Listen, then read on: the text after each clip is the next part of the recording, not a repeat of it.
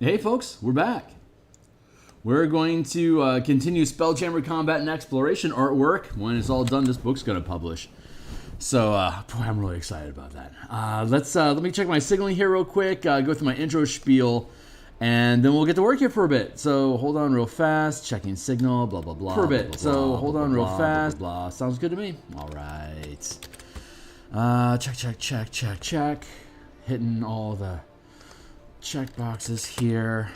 Open up my intro, and we'll get to work. So, hey, my name is Phil Kearney. I create role-playing games. I publish them online. I've been focusing my attention on Dungeons & Dragons 5th edition for the past few years. There are a slew of links in the description down below of work that I've already produced. They have extensive previews, so you can get a really strong feel for what it is that I produce before you purchase it. If you're a 5e enthusiast, either DM or player, hopefully you find a lot of goodness in the cool that I have down there. If you like any of it, start picking it up. If you're just here for the artwork, there's probably about 150 illustrations across the various works that are linked down below that you can take a look at. Just, if you want to look at artwork, certainly be welcome to. Other than buying books, the best way to support the channel would be to, you can follow me on Twitter here at Phil Kearney. I've just posted that I'm live. So I always post that I'm live when I'm on Twitter. So if you want to catch that and you're still on Twitter, I'm at Phil Kearney. Otherwise, like, subscribe, bell icon, hit the, bell icon, there you go. Just to show general support for the channel, help me grow. The more I can grow here, the more likely it is I'll be able to start having successful Kickstarters, so we can start building stuff. We can start hopefully getting into building stuff full time, God willing. That is the prayer. So someday, we'll get there. For now, this is the book cover that we created back on episode 15 of the Spelljammer stream. We are now at episode 201. Welcome to the mix, y'alls. So we've been building this book cover here, 15. You can check back in the playlist to see where that is. I mean, it's just been an ongoing track record of us production. Here's the, we're currently working on the equipment and ships section of the book. We finally finished our Berserker pilot. I'm pretty happy with it. It's good enough. I mean, artwork is always just a matter of being good enough. Do you nail it? Maybe not. Is it good enough to go? That's eventually all artists just give up on their work. So I'm about at the point where I have to give up on that piece, but I'm pretty happy with it. It gets the job done. Yeah, it gets the job done. So cheers to that. Let's stitch him shut and get back to work on we're almost done with this section. So we'll get to him soon enough. Right now we're still working on the necklace of fresh air. The monstrous rare item, the wondrous rare item requires attunement. While you wear this necklace, you benefit from the effects of the air bubble spell, as described in SAIS perpetually. So you strap on a necklace of fresh air, and you don't have to worry about being thrown out into the vacuum. You can handle it. So I'm going to... This is where we're at, though, right now. Resolving this air bubble. Check.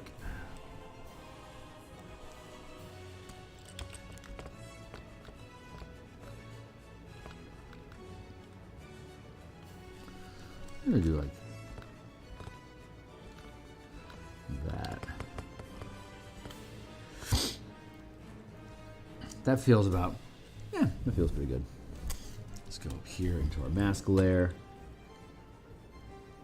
and erase along that ridge line there. There we go.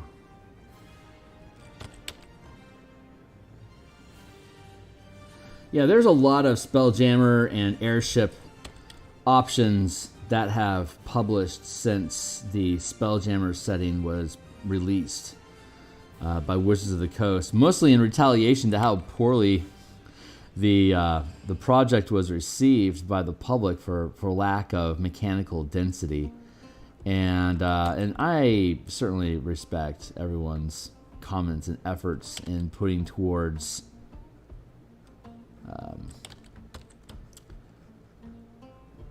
different ways to resolve it, but I'm really happy that almost everything, regardless of what system you use, whether you're using an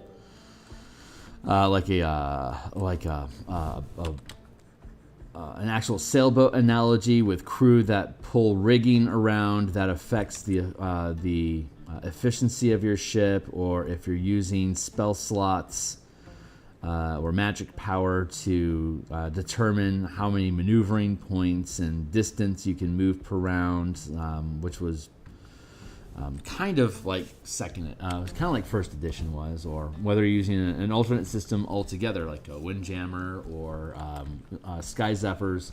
There's a lot of neat systems that have come out. Shoot, even the what's it called? The Dark Matter supplement, the Star Wars, also has a ship mechanic. I haven't seen any mechanics from any of these different options that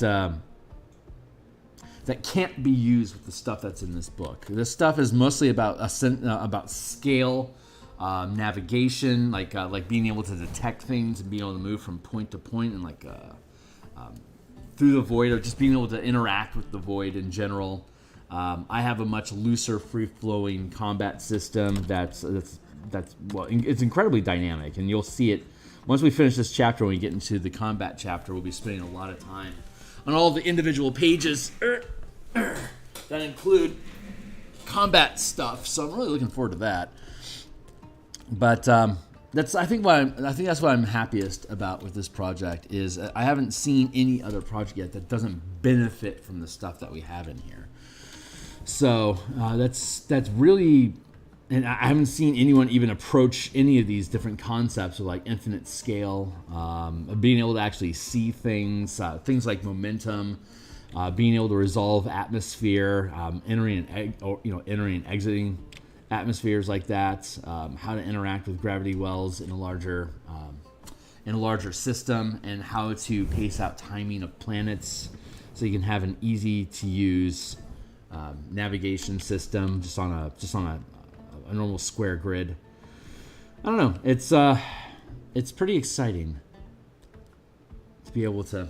There we go. I reduced the size of this by 5, and now I can.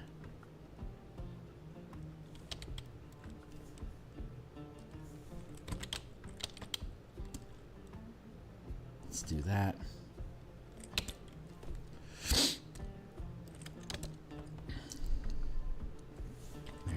White. Yeah, so no matter how the project, I mean, it doesn't really matter to me what system somebody uses. It's not this is the first. I think this is the first project. No, I want to take that back. The Color Mana project was like that too. Color Mana works with pretty much anything that you want to use, as long as you're using. Well, it's pretty specific. It requires that you use a certain type of that you use spell slots the way that I say that you should use spells. You should use spell points the way that I say you should use spell points, and all the different bells and whistles that I have built into it. That system, narratively, is incredibly flexible. But this is the first book that I've built that's incredibly mechanically flexible to actually work with all sorts of different systems. It's a shame I'm putting it on the DMsGuild, but I made the decision that I would honor Wizards' effort by publishing this on the DMsGuild. Since I'm using Spelljammer branding, it feels appropriate. It still feels appropriate. But at the same time, I'm really picking up a lot of ideas from this and the other projects that I've been working on towards stuff that I can start doing as Kickstarters and offering outside of the DMsGuild, so I have more freedom to be able to work with other game systems and start building ideas that are more that are original unto themselves without. See, the problem with the DMsGuild is that the Wizards of the Coast becomes the publisher. So as a result, here, I'm gonna do this here real quick. I need to change this real fast. Let's go to here and here, create a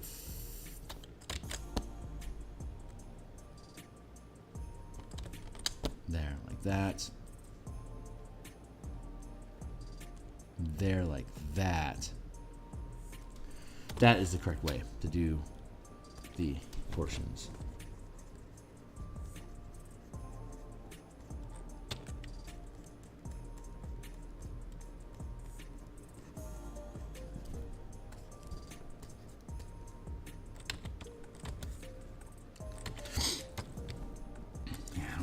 So far, we'll stick up here, and then we'll do a reverse down here.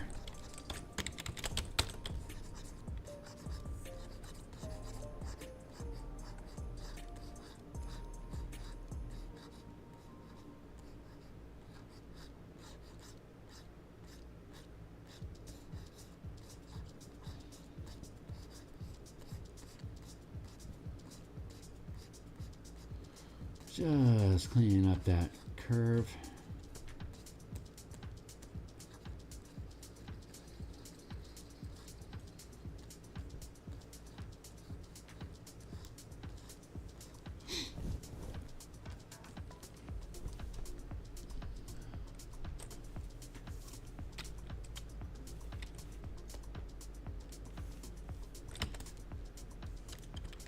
Nice. Happy with it. I am happy. Let's put in a sheen along down here to counteract that.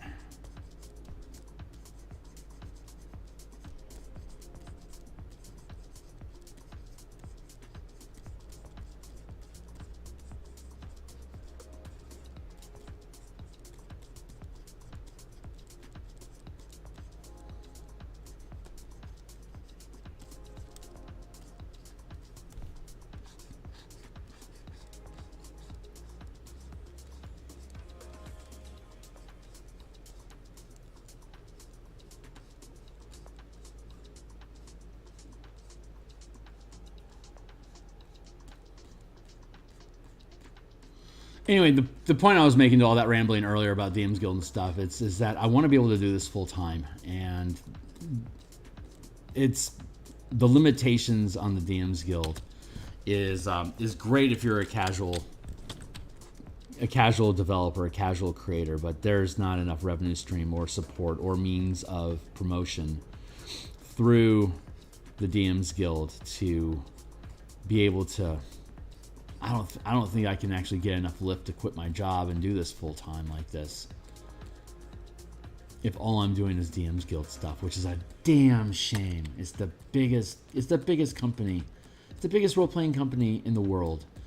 And it's almost impossible for a third-party creator to actually build a full-time life out of supporting their product on their own platform. Like, you have to specifically leave D&D content and not use Wizards of the Coast's IPs if you want to make a living. That just... I guess that's fair. It's just a shame. I think it's just a shame. There's so much I want to do involving what Wizards has put out. Like, I don't necessarily like what Wizards does with all of their decisions, but I like everything they're making decisions about. I just often wish they would make different decisions. So, because I'm a freaking fanboy, because I'm a huge D&D fanboy. I've been playing D&D since I was 12. I've got 36 years of experience DMing specifically in D&D. I love D&D.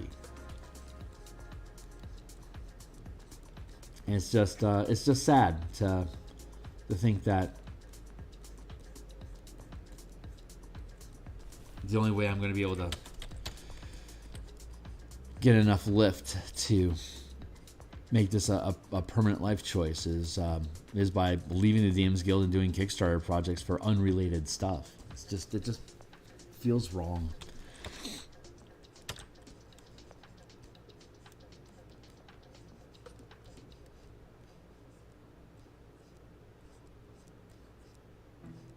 Anyway, whatever.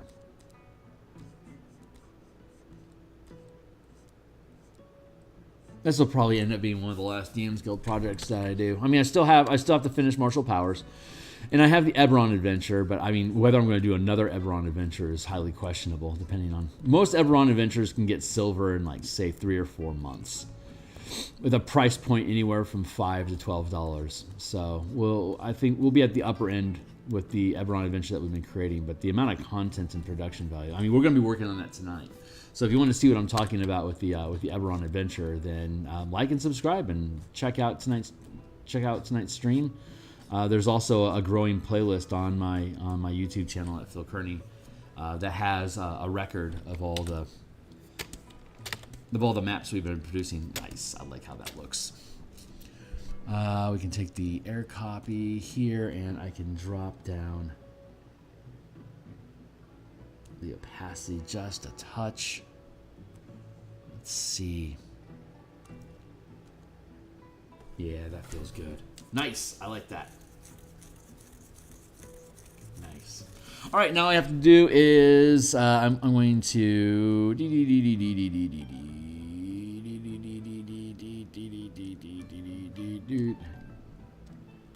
rid of the air copy for now, so we can see the. So we can grab some lighting here for her hands. Left hand equals here.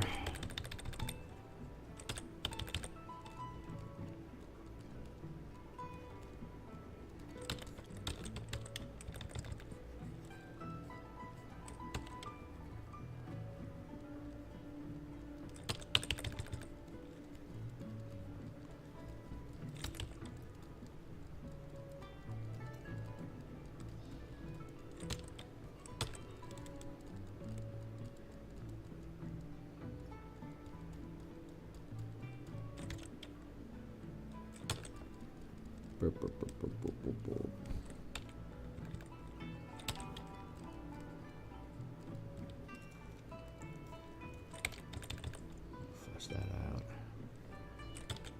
here. I don't need to go insane on the detail on the hand because it's going to get faded by the air bubble. But secondarily, it's just not great. Eye's not getting pulled to the hand. It should be fine.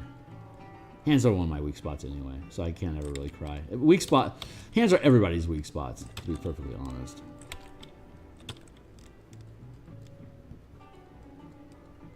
I should probably spend a few months just doing hand details.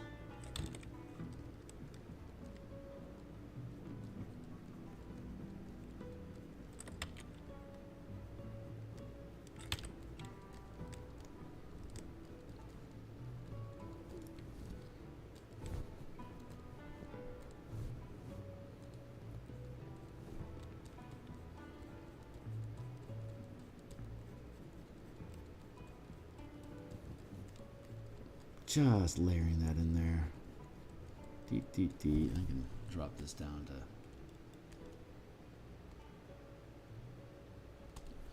75%, and that'll do it just fine.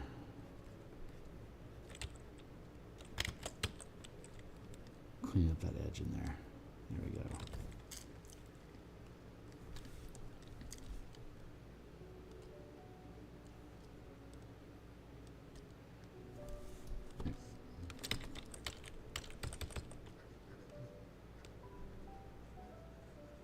And we'll do the same thing down here.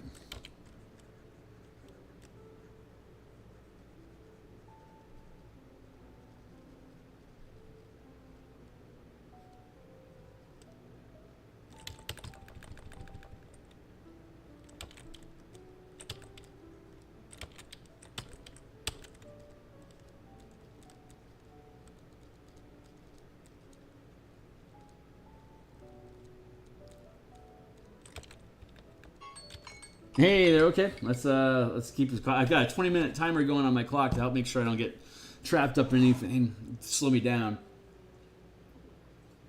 Take a swig of water, chase it with some coffee. Oh, good morning. So I'm here 6 days a week, Monday through Friday. In the mornings like this, I do Spelljammer art, just like this. Tuesday afternoon, like at lunchtime, I work on Martial Powers Project, which is the alternate magic system that we've been developing specifically for martial characters to have a different type of magic than spells to provide the same breadth of character options that spellcasters get by default. The biggest, okay, so I've talked about this before, but just to Just hold on, let me hop up my chair here. There we go. And rant for a second.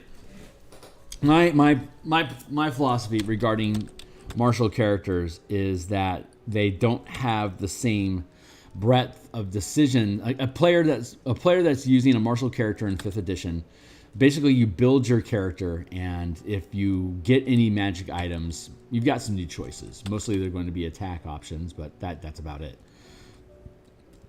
Meanwhile, spellcasters have 525 different spells that they can choose from over the course of their character's career to highlight or to hone in on the type of the way that they want to help the party succeed by changing what their character is capable of doing. Sometimes in, say, the wizard's case or the cleric's case, on a daily basis.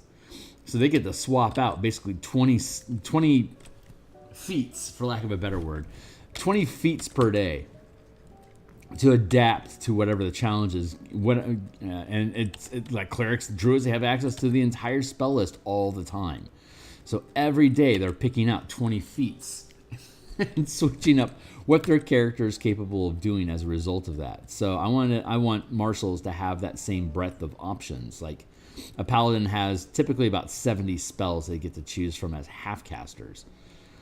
And so I want to open up, so the martial powers option opens up that paradigm so that marshals have 140, well, if you include feats, about 160 different things that they can choose from to focus and specialize on.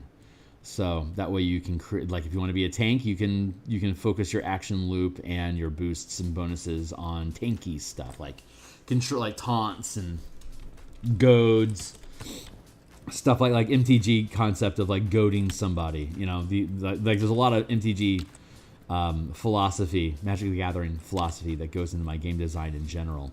So having that hard taunt is a really strong way to be able to express what a tank is in D&D these days. On top of that, there's let me get this out of the hand. There. In addition, there is here. Good.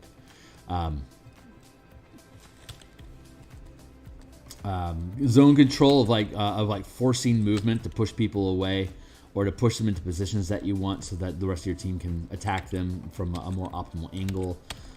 Things to help provide additional boost to helping by using your action economy to help your team achieve things that their characters are capable of doing, like all sorts of stuff. 140 different things, both in and out of combat, that we grant marshals able to do so that they're more than just combat machines. But beyond that, they have a lot more utility by opting into it. Now, you don't have to play a utility character, but if you're playing a rogue or a ranger, it's super useful to have added utility, which we're trying to provide for. So we do that on Tuesdays. We develop those mechanics on Tuesday.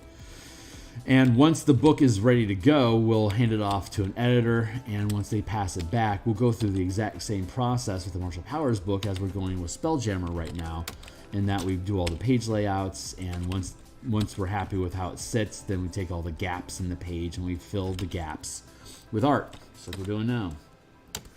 So the Martial Powers project on Tuesdays is probably the most complete pathway that we're documenting here for creating a book from beginning to end. The Eberron adventure is it's in edits right now, so it's going to come out of page when it comes out of editing, it'll be in page layout.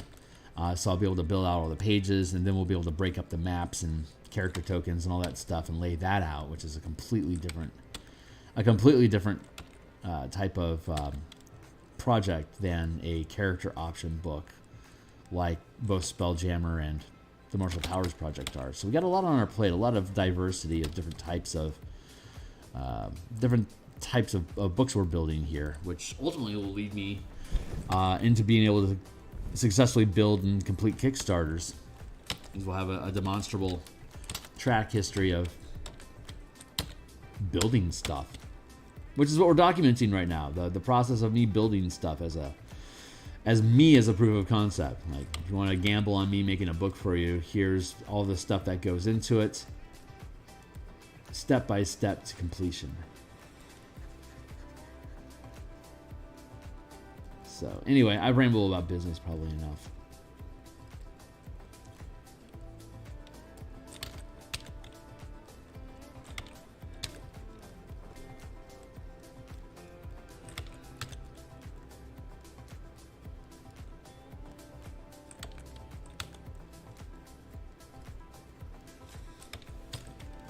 Add in some shadow here.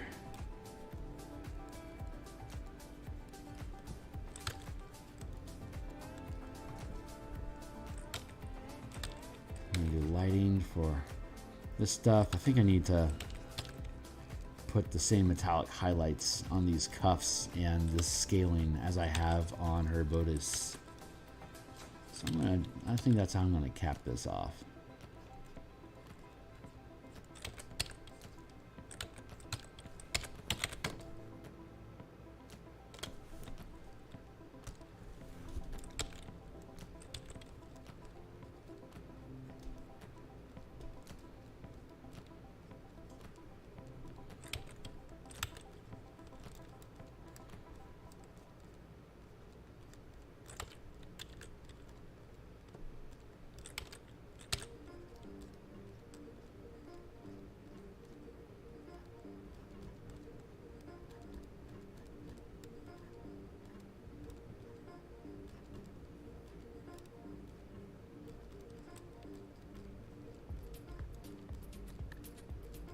There we go.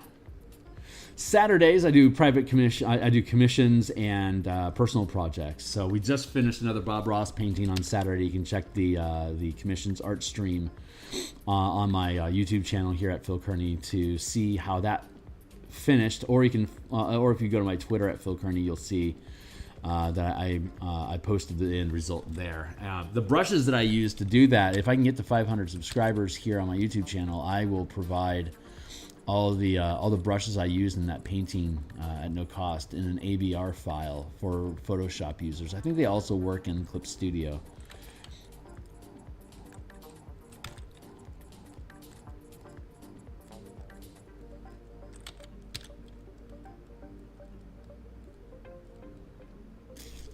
I know it's going to take a little while for that to manifest because most people that are interested in Bob Ross style landscape are not interested in role-playing games. Most people that are interested in role-playing games aren't necessarily very excited about Bob Ross techniques. I have an identity crisis on this channel, in that I pursue all my artistic endeavors on the same channel, while the audience may not necessarily be interested in all of those endeavors. So I'd probably be more successful if I built multiple channels, but like, who the hell wants to maintain that? You know, that's a little. Yeah, I don't. If I was full time, I could afford to do that. Maybe someday in the future. Mondays and Thursday nights we do the Eberron. Saturday we do the personal commissions. Monday through Friday here in the mornings we do Spelljammer art. So that's my 6 days. I'm on 9 days. I'm on 9 times across 6 days a week is probably the clumsiest way I could express that. So cheers.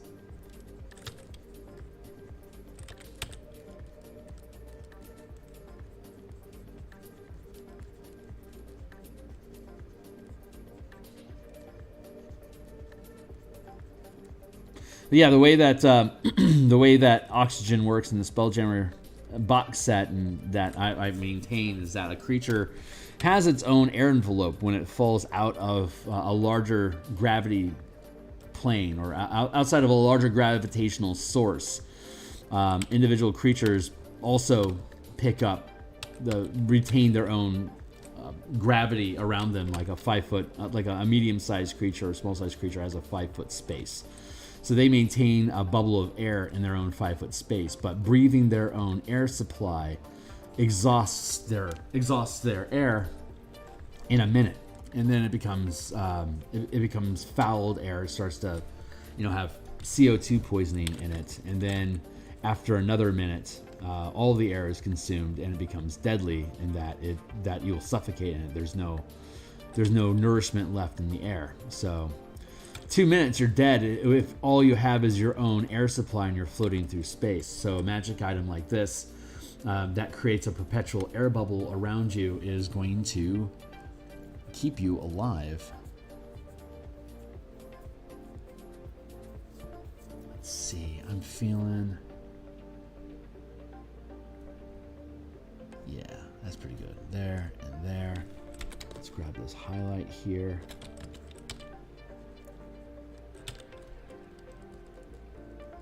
And bring it to her cuffs.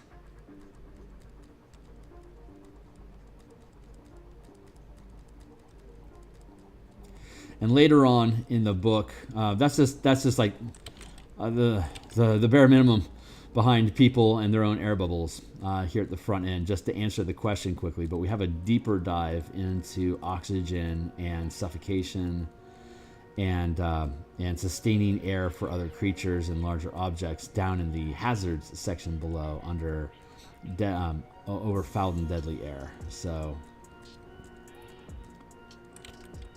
we provide basic information up front, and then we dive deeper into the details later in the book when we hit a section specifically about all the different horrible things that can happen to you in wild space. So thankfully I'm almost done with this piece. Yeah, I like how it looks. I'm going to... Where am I at? There I am.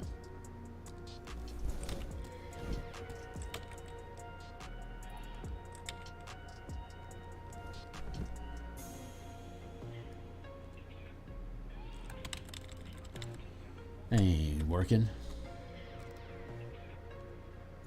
Let's drop down to her face. Give me your face.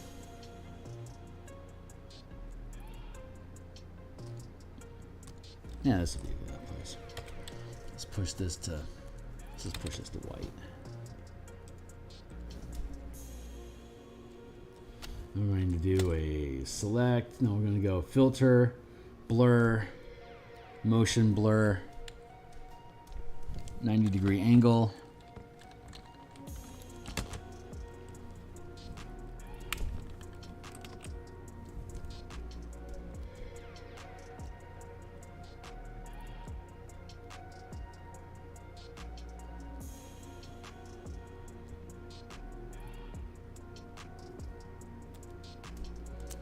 Okay, and then we can stack.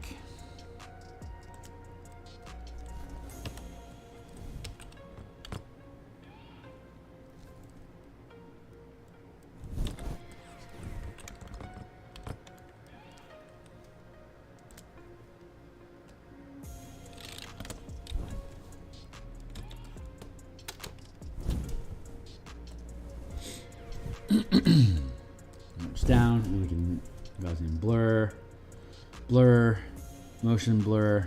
We'll do it again.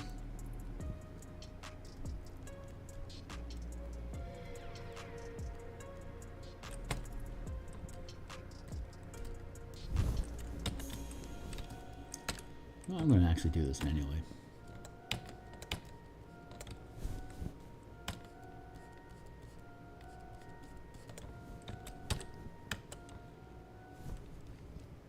Oh, I wonder if that was a factor. Filter, I think I had a selection. Hold on. Filter, blur, motion blur.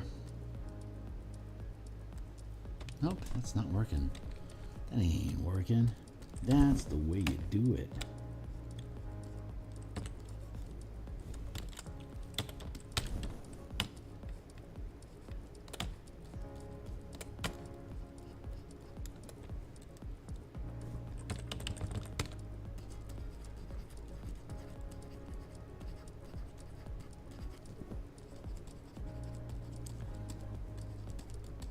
Fade that out a bit.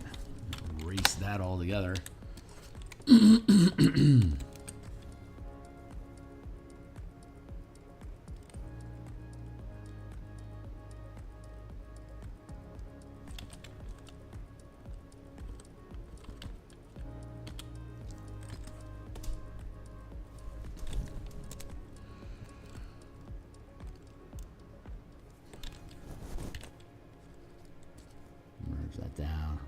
Raise that up a bit.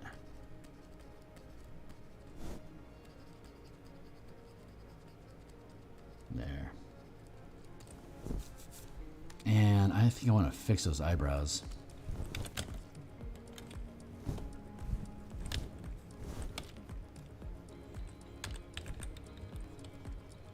It's a little rough this close in.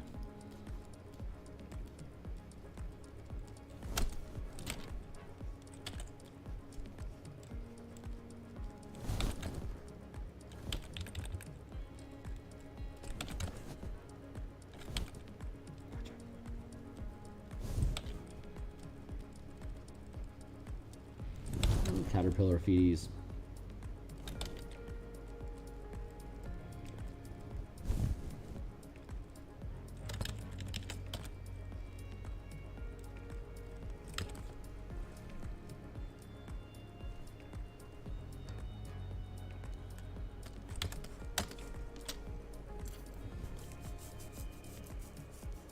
Yeah, I think I'm happy with that. All I have to do then is bloop and bloop. I want to get the air in the background. Space. Where can I go grab a pinch of space from? Let's go into production. Locks. No. Interior pages. Done section. I think we can probably grab something cool from the spellcasting section. Wait a year for this file to open up. Oh, it's opening faster than I expected. Cheers.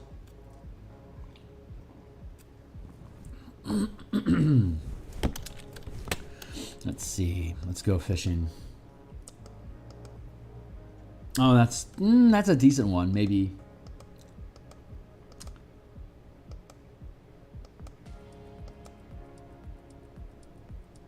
That one's pretty good.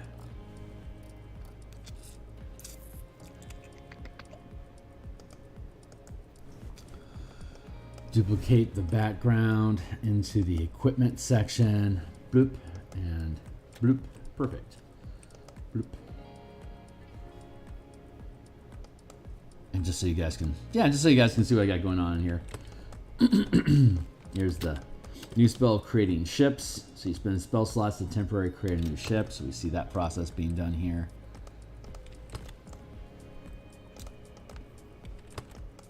Here's a Rhino fighter craft boarding a space galleon.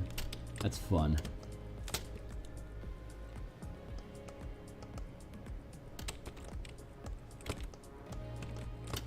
Folks lost in space, floating in Mordenkainen in a Lehman's tiny hut bubble.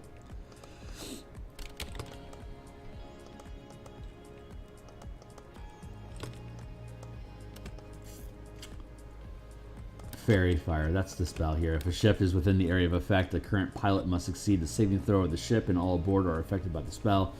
And then you can upcast spell slots to affect larger areas, so you can get an entire ship and its crew covered in Fairy Fire to take shots at them.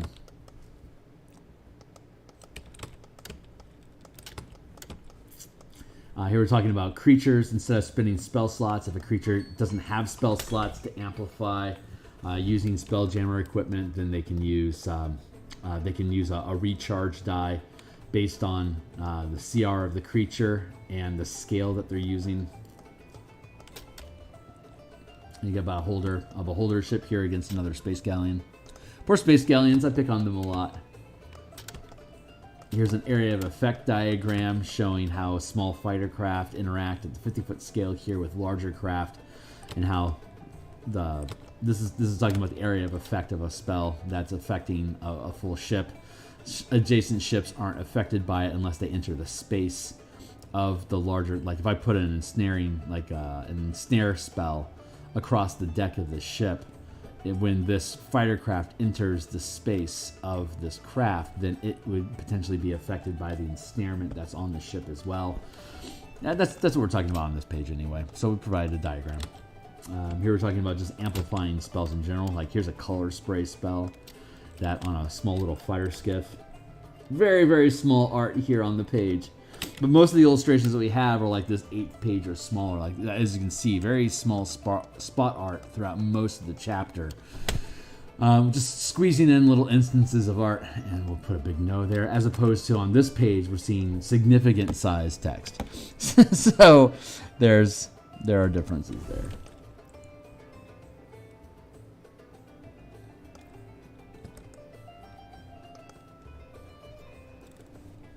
I can take this.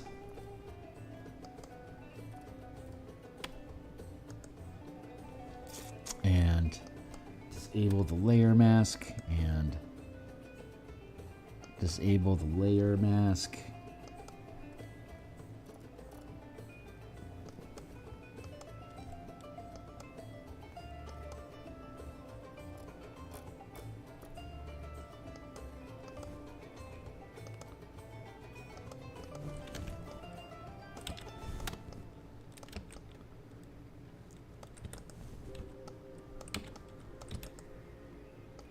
Transform, increase size here so that star field is floating around behind her.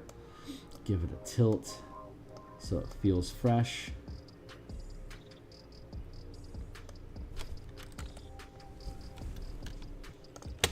Give us a tilt. Now we'll build a new layer mask.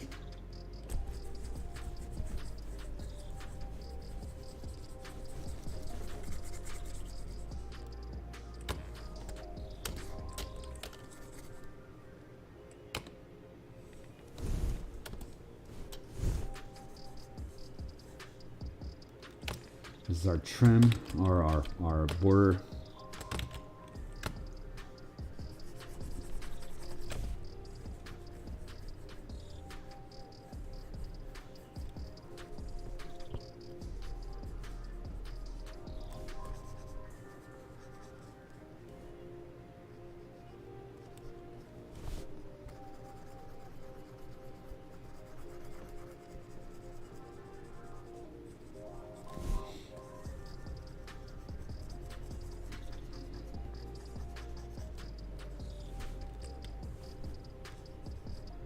Don't want to have a hard border like this, but I do want to box in the frame so I have an idea of where we're going with the piece overall. So that is pretty good. That means I get to take this in general, unattach that, free transform, increase the size just a bit. Good.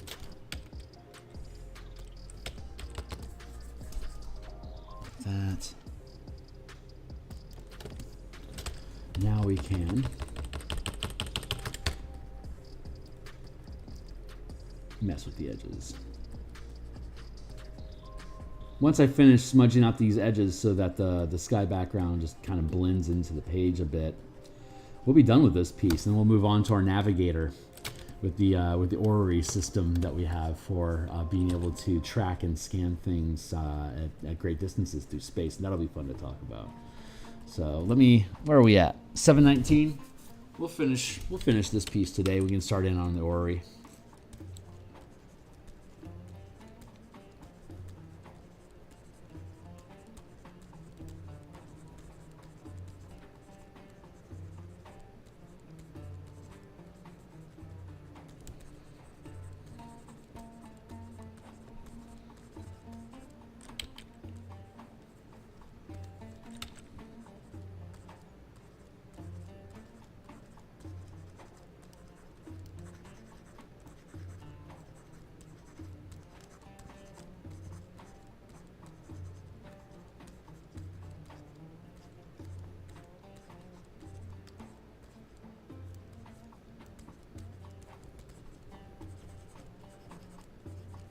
Just want to delicately blend this in to keep that smoky haze effect that we've had going throughout the book.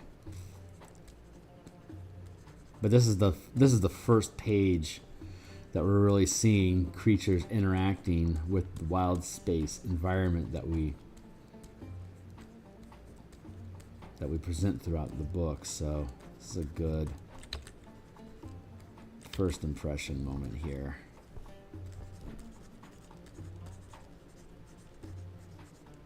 This is like page 4 of the book, so it's like super early on. So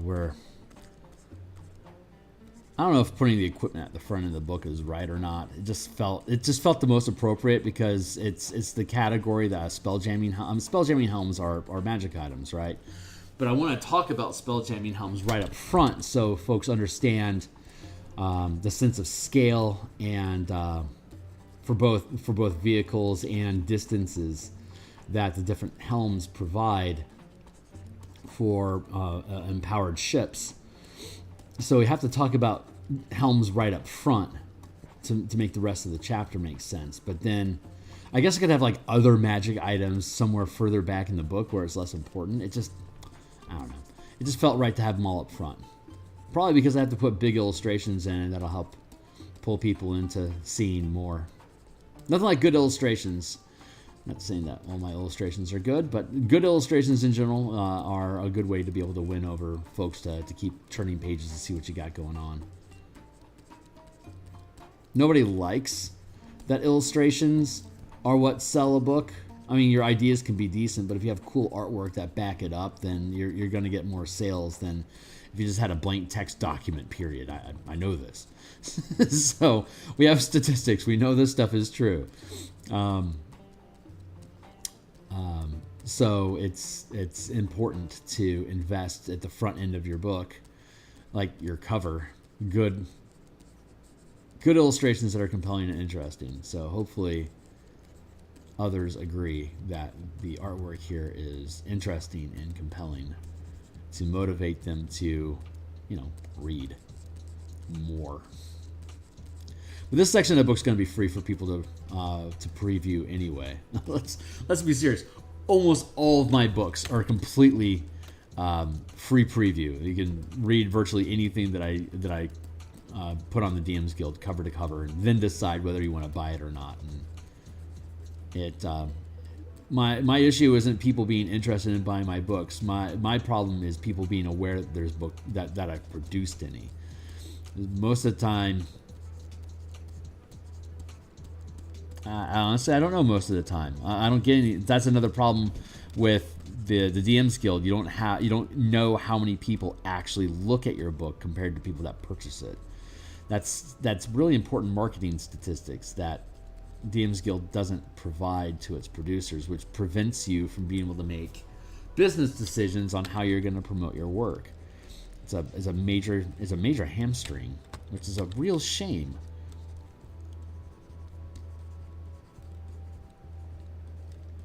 I know the sales that DMsGuild work makes is insignificant to the amount of books that are sold by Wizards directly, and is not even a margin of the actual value they get. But all that support content is people pouring emotion into 5th edition, and so it's. You can make really good money competing against Wizards of the Coast, but you can't make great money supporting Wizards of the Coast. It's a shame. I hope that changes here in the next few years.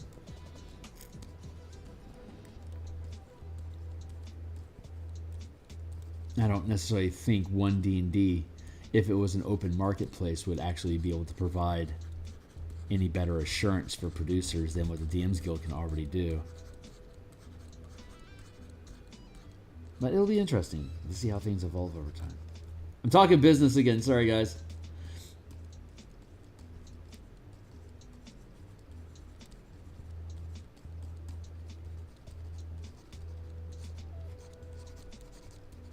Clean up my board a little bit here, and there. I'm pretty happy with that.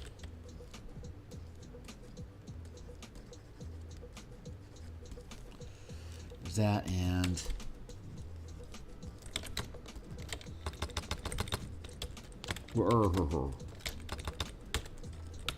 there, blend that like that, make that line up.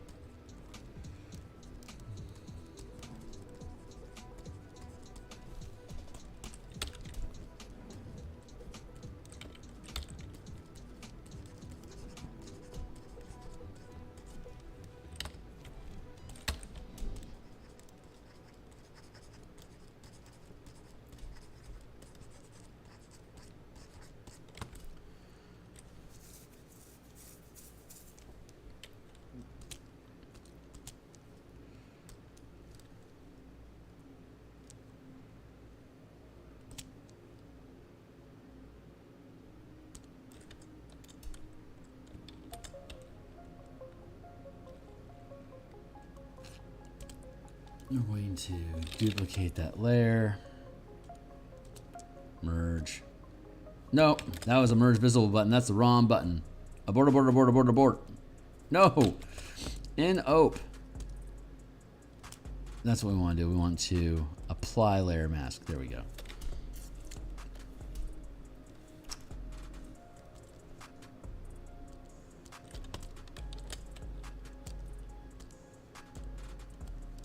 We can duplicate that group and we can merge that group down. Merge.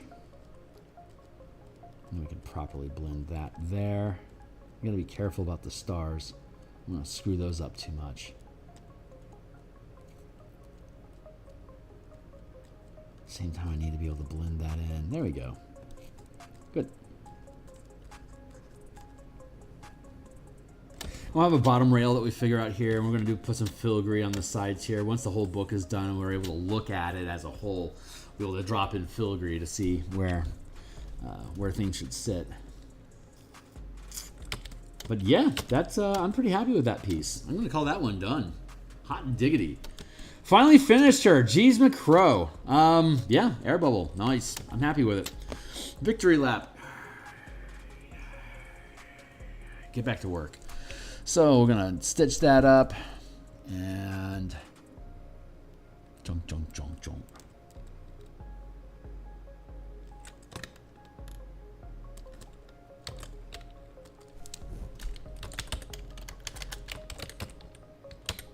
Necklace, and then we got our scanner over here. Why is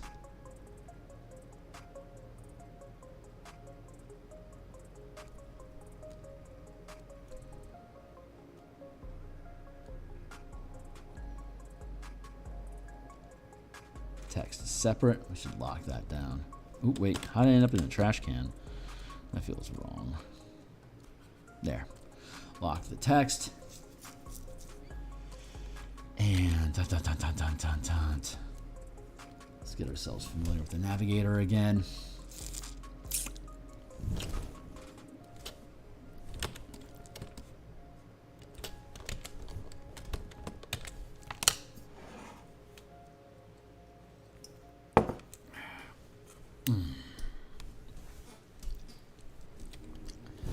Let's see how we have this built.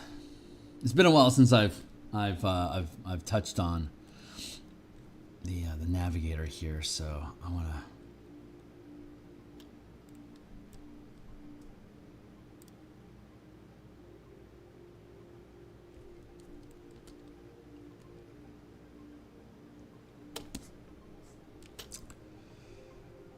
background.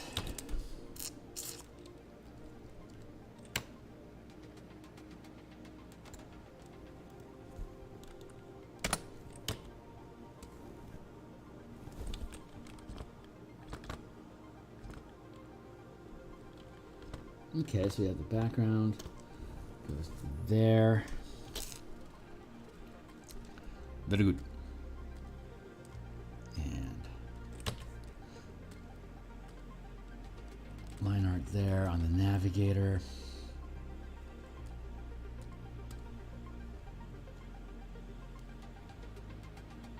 Navigator himself is here. Good. Table.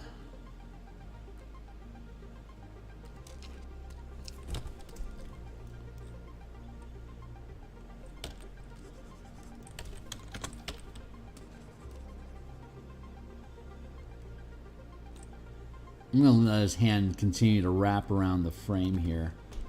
I'm okay with that. I think it's neat to use this text box as a physical object. I think it's fun.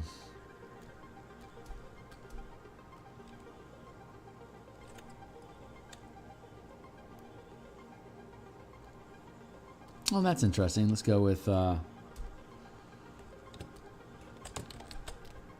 go like that, and then take that highlight there. Station, lighting, table, blink, there.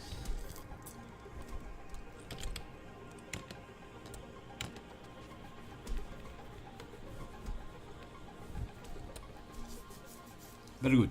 And we can take all of this. Table and the navigator. We can scooch those up.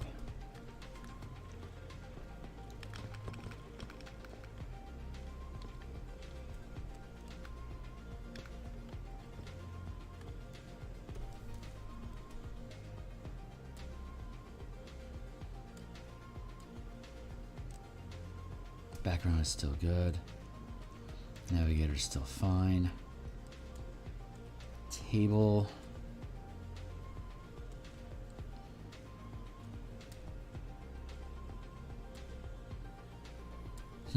Interesting. Okay, we can do that.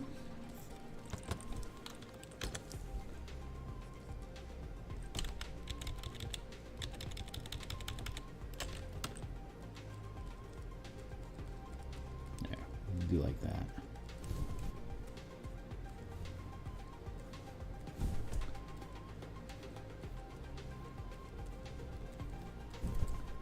Just refamiliarizing ourselves with this portion over here since it's been a while since we've touched it.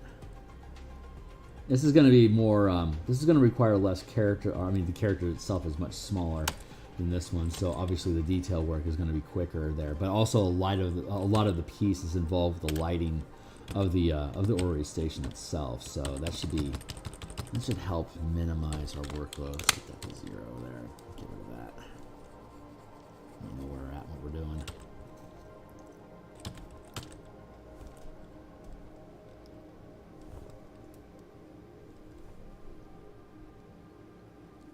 Oh, wait, hold on. Oh.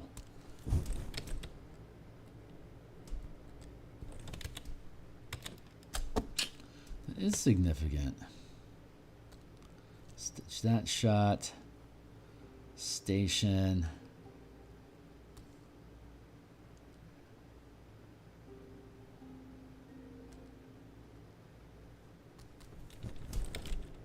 This is where this actually needs to be. You can close that up. Close that up. Close that up. There. Let's get on to this. Ah, I spy with my eyes something beginning with text. What up? Corpse Kitten Metal. What a great name. Well met, sir. Well met, good sir. I don't think I've seen you around here before. What brought you in? Is it Discord, Twitter? You just find me as a random selection and decided to gamble on the front page of YouTube?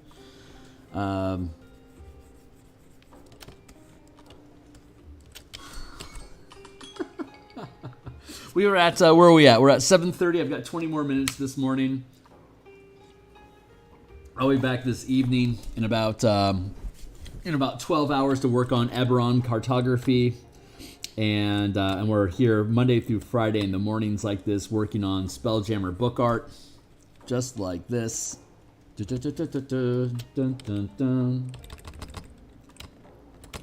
see text down in the corner here.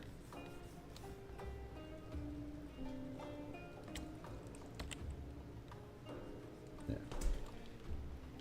Oh yeah, right on, guy. Yeah.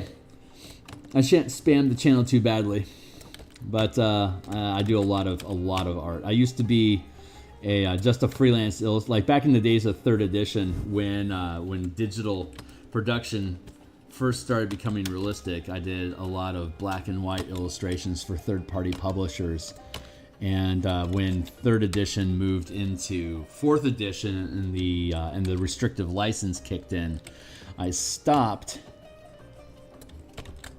For the most part, working with third-party producers, and hold on, I just need to station equals. I'm fixing my layers. It's been a while since I've touched this one. Lighting here, 100. Cool. We literally just finished this piece, so you can see the past few episodes in my playlist here how we built this one out. But this is just, one example. Since you're new here, you probably haven't seen my Spelljammer project.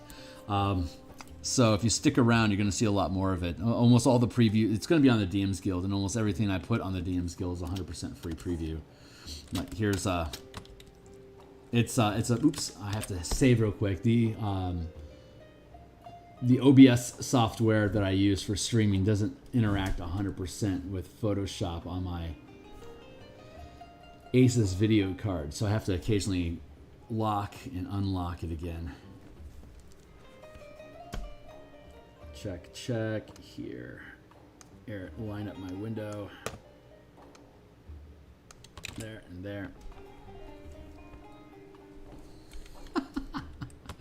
Yeah, here's some artwork we created. We're looking at ships and Spelljammer. It's 108 pages of additional options for like how ships can interact and like how to like costs of ships and fleets, fighter craft at smaller scale. Like this is our cuttlefish here. If you haven't seen this before, here's our reference stuff. So we built out 5-foot square. So this is a 20-foot by 20-foot, a gargantuan size mecha. It's an Elithid craft that are basically babies of these larger nautiloid ships. Here's our nautiloid ship at 50, 100, 150, 200-foot scale. So this is on a map. If you were to, hold on, I'll actually pull up the document here real quick. You're a new guy, so I'm geeking out and sharing shit real quick, so don't mind me. Hold on. I'm going to open up the Word document here so you can see.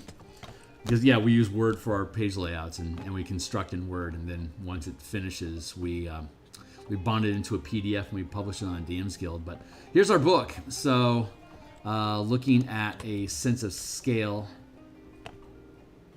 as soon as the thing chunks its way awake, there we go. You're awake now. You can zoom in here.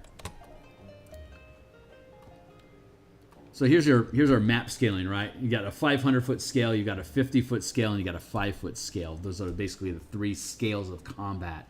But all the scales all work together. Like even though this is the 50-foot scale, you can easily just have a map. This map isn't complete; it's just a placeholder. But a 500-foot scale for large tactical and distant stuff.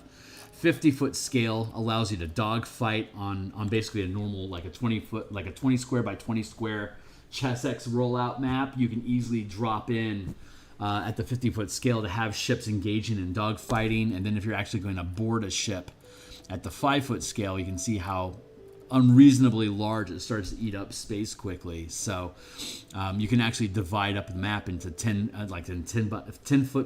square by 10 square chunks. So you'd be able to have 1 chunk, 2 chunk, 3 chunk, 4 chunk, 5 chunks, 5 different 10 by 10 maps at the 5-foot scale to work on different sections, if that's how you wanted to do it. We provide a lot of different scaling issues so that DMs and players can shift scale as you move. So here's all the information about changing scale during combat. And it doesn't matter what's, like if you want to use Swamp Marsh as your core mechanics for Spelljammer, you can. If you want to use Air Zephyr, you can. Sky Zephyr, whatever that thing is. Or Wild Jammer, or like Ted from Nerd Immersion did a thing, Trek Euros did a thing. There's like, everyone has their thing on like how they think movement should work and turn radii and stuff like that should work. But all that crap has to still deal with a sense of scale. So what this book is providing that other books don't is chase mechanics, like how to scale in from an infinite down to a 5-foot scale when you're dealing with stationary objects like planets or star, or like bases, versus mobile, and you're tracking and you're staying in line with other ships as you're shooting through the void. That also has a sense of scale that's relative to the target that you're at. So stationary objects are targets, but they don't move, versus fighter craft are targets that do move.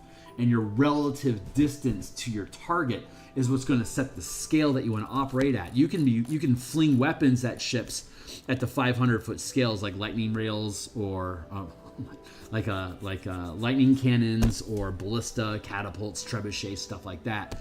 Those can still hit at the 500-foot scale because of the range of those siege weapons. But for you to be able to start thinking about engaging, like if you want to get aboard a ship, like Spelljammer, like Wizards of the Coast proposes that you just treat ships like dungeons. To get to the 5-foot scale, to even have that conversation with your DM about combat, you have to move into the dogfighting range so your ship can actually get within range to board the craft in the first place. So we deal with that sense of scale of, I don't want to get my ship boarded, so I need to try to dodge out of the ship, but they're going to chase me down. So chase mechanics are important. So we built all that stuff out. But we haven't, this combat section here where all these blanks are, this is the next section that we're going to build once the equipment and the magic item section is done. But it's got a lot of stuff talking about, like, you know, aligning with, like the cool thing is, like, if you have a fighter craft, fighter crafts can't move as fast as these giant vessels can. So if a ship can get inside of its gravity plane, you can synchronize with it.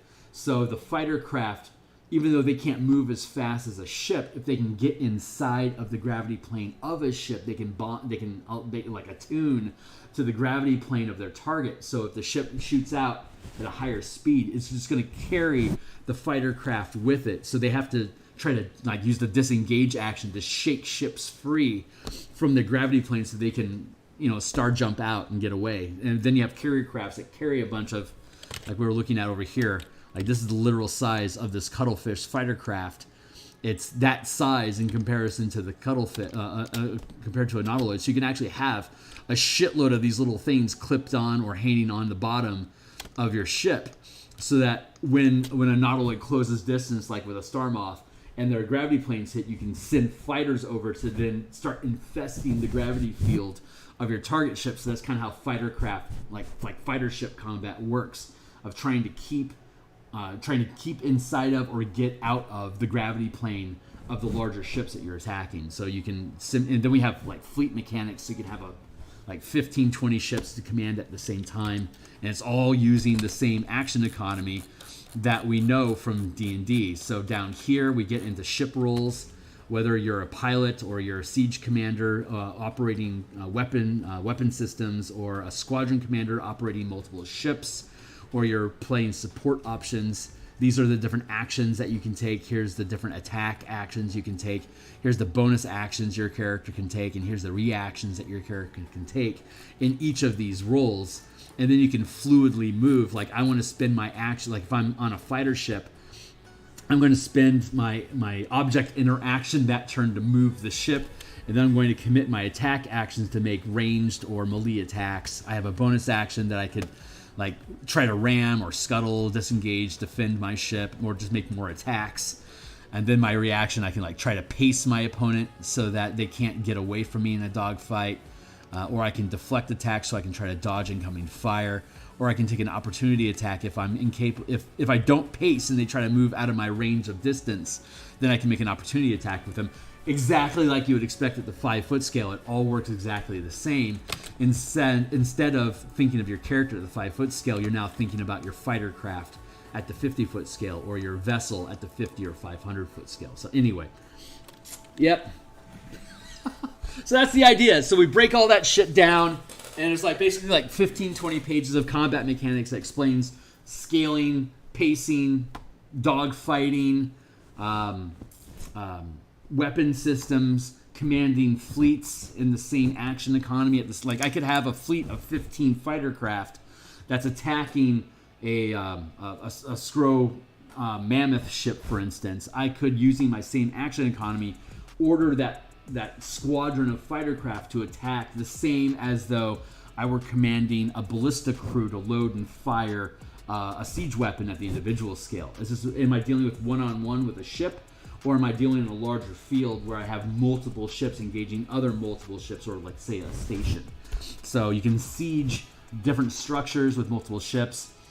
And this all folds into the mass combat system that I have for characters commanding multiple troops. It's just, instead of troops, they're ships.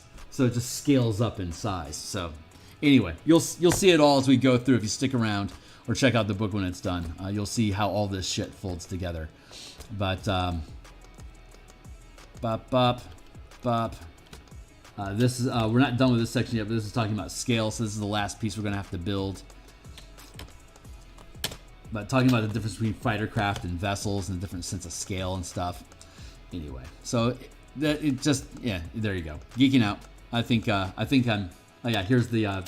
We don't require you to be a spellcaster when you pilot a ship. So here we have an example of a berserker pilot. So there's a barbarian. A barbarian is awesome because you can use your life force to protect your ship from taking damage. And of course, while a barbarian is raging, they take half damage. Ballistas and catapults deal piercing and bludgeoning damage. So if you're using your own life force to protect your ship from being damaged, the barbarian automatically has resistance, so you can reduce the amount of damage your ship takes, and then you can reduce the amount of damage that you take, as though you would cast, like, say, the Warding Bond spell on your ship using yourself as the recipient of the damage. So super freaking cool, right?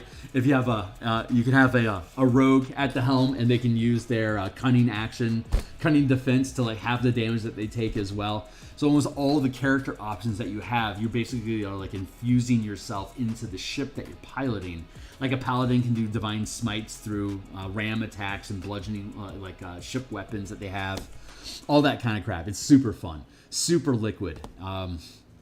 Yeah. So anyway, done geeking out. I liked building this berserker. That was a fun piece to do, and it helped start setting up the language. Like, this is the second page. It's like right up front. It's like, yeah, spell jamming. It's hostile. Where you talk about the difference between attunement and focus and concentration. So like, instead of having to attune to a helm and then concentrate on it, instead all you have to do is just sit in the seat and spend a bonus action, and now you're piloting your ship. So you can steal ships. You can just jump on a random ship and tear off in the same round, like movement. Jump on board the ship as a mount action, like using 5 feet of movement. If you're on a fighter craft, movement to adjacent, hop on board just like a horse. Spend your bonus action to attune to the vessel. Now you're focusing on piloting, and then you can use your object interaction to pilot the ship, and then you could use your action to either start making attacks, cast a spell, concentrate on it if you want to as well, or make attacks, or dash. Take the dash action to continue pursuit. And while you're taking the dash action, you can upscale in momentum from like the 5-foot scale of standing still and starting to take off. And then you can ramp up with a pilot check. You can ramp from, instead of 5 feet per round of movement, you can do 50 feet scale or 500 foot scale, or you can yeet up all the way up to the 10,000 mile scale, which is 100 million miles per day. And we talked about this in the exploration section about scaling movement. But you can jump on board and making a piloting check. You can jump from a 5-foot scale up to the 10,000 mile scale. So you can just like the Millennium Falcon falling off the back of the Imperial cruiser, of the Star Destroyer, going out with the trash. It's like completely still. They put in the nav system, and then they just basically punch it. So they go from 0 to light speed in one shot. That's a pilot check. If you fail it, you'll stall your ship, and you'll stun your pilot for a round, so that if you try to make a quick escape, like if your ship is faster than another ship, it's not fair for you to just automatically be able to leave without them having the chance to retaliate against you just because of 5e combat system. So if you want to be able to scale out so that you can immediately jump out of existence, it's going to be a pilot check. If you fuck up your roll, you're going to stall for a second, which gives the enemy a chance to try to jump on you. At the same time, if a ship is trying to yeet out of space, you can make a piloting check to pace them to keep up with it. So the higher level you are, the crazier stunts you can perform. Low-level characters have to like ease into that momentum so they don't shock themselves. But as you get to higher and higher levels, you should be able to do more miraculous stuff. So you can just punch it and like not have to worry about getting shocked from that. So anyway, all that stuff, it's all laid out in the book. So, and it's all, we're going through it all, and once we actually finish all the illustrations, we'll go through it page by page to like actually like a director's cut walkthrough. And if you check out my my Elemental Key playlist down below, I did a walkthrough of the alternate monk system that I developed that I need to get back to, but I have to finish this one first. Anyway, oh shit, there I go. You caught me monologuing. I've spent 15 minutes just talking about the book that I'm supposed to be illustrating.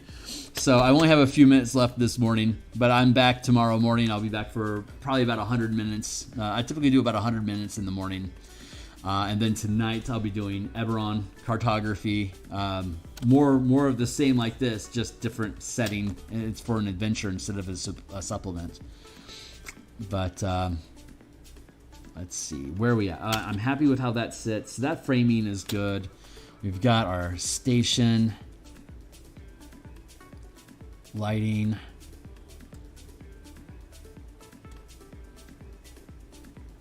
Don't know why that's currently reduced. Let's take these things and blow them out to 100%. That's our lighting. We're going to paint in. This is going to be. Oh yeah, these are off. These are off alignments, aren't they? Let's go to our planets.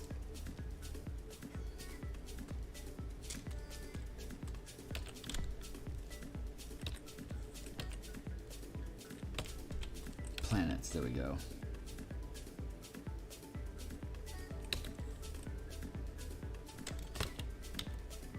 I feel like the whole thing's been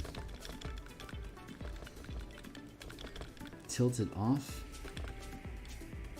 Yeah, what? Oh, that's right, we didn't. Okay, perfect. There we go. Now we're back on task.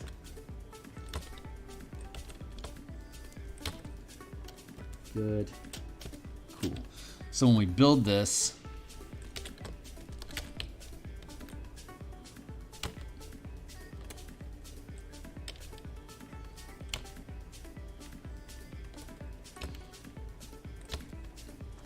so this is how the orrery system works. There's an orrery in Spelljammer, the little device that's able to identify and track large objects. And we have in the exploration section of this book, it talks about like how large of an object needs to be for you to be able to detect it with your bare eyes, or with an orrery tracking system like this. So we're just illustrating what the orrery tracking system is here up front. Nope, that's the wrong button. There.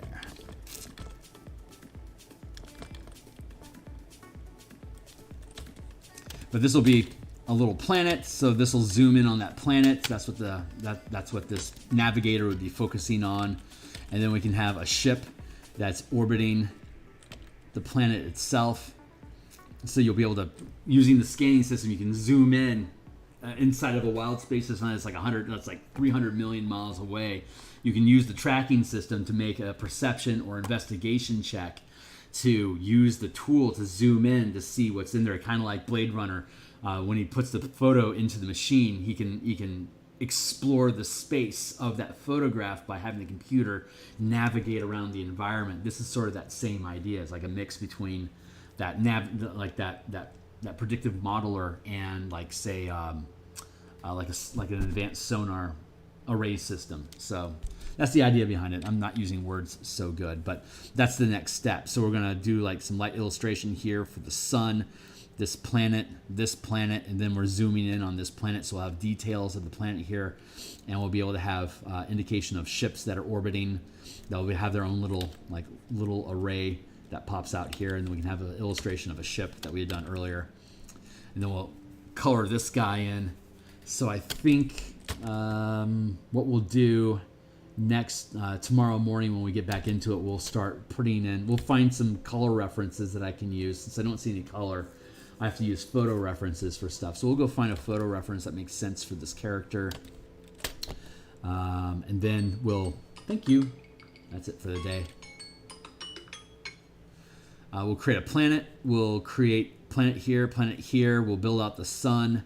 We'll detail the planet. We'll add in little ships here, and then we'll detail this guy, and then we'll put in the lighting effects, the radiant haze. Probably add a little bit of texture in the background to keep it from being such a void, and then we'll sync it all in the frame of the picture.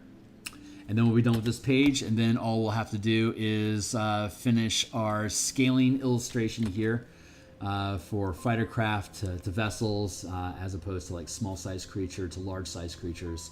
Just got to build out a grid to make all these things sit together properly, and I'm still sussing that out. But that's what we'll do. So we'll probably have, it's Monday, we'll have the navigator done. I'm hoping the navigator will be done by Thursday, and then we can take Friday and spend some time building the scale here for the air bubble map, and then we'll, by this time next week, we should be in the combat section that we were looking at here. So and we'll be able to start. We'll export all of this as a PDF file that will drop here into Photoshop, and then we'll break apart all the pages like we did in this section here. It's about 15 pages that we'll need to roll through. So we'll just take each of these individual pages and break them out, and then start looking at how we want to fill in. It'll be a lot more diagrams and maps, less illustration, more technical stuff like this. Like these technical type of illustrations that we have going on here will be more frequent in the combat section. But But we'll see how that goes. So we'll start the ideation phase on that next week once we finish up this equipment section. Yeah, we got weapons down here, siege weapons, magic weapons. We talk about fleets and building squadrons and how to command those.